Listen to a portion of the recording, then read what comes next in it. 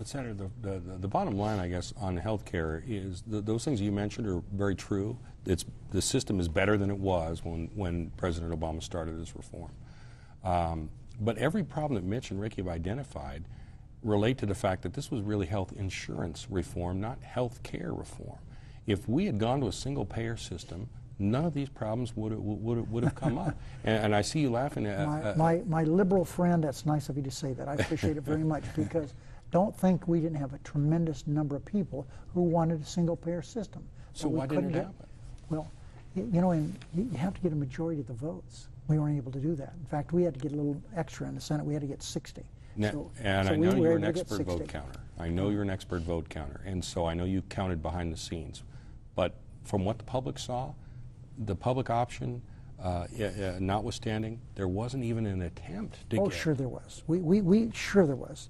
We had a number of different iterations in health care. It didn't happen overnight. It took a long time. That bill was dead on several occasions. It was revived in my office.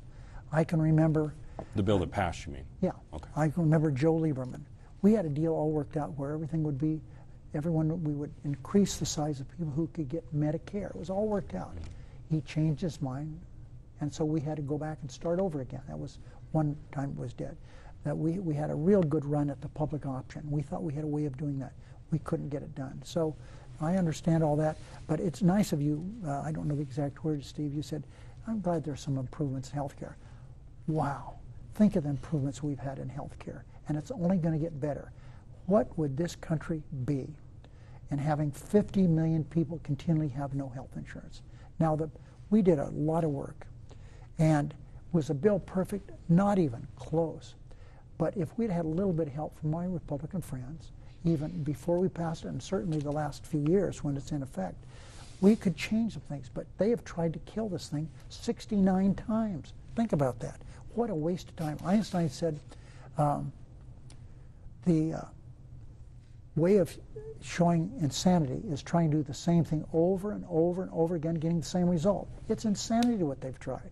Last question on this topic. Do you think that the health insurance model that started in World War II as a benefit when the wage and price controls were imposed, do you think that that is going to continue into the future as the American model of healthcare delivery, or do you think eventually we'll have Medicare for all? I think we have to work our way past that.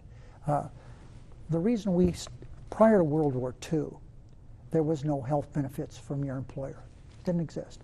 Wage and price controls came into effect, and so the big three, where it started, automobile manufacturers, they made all the cars in the world basically.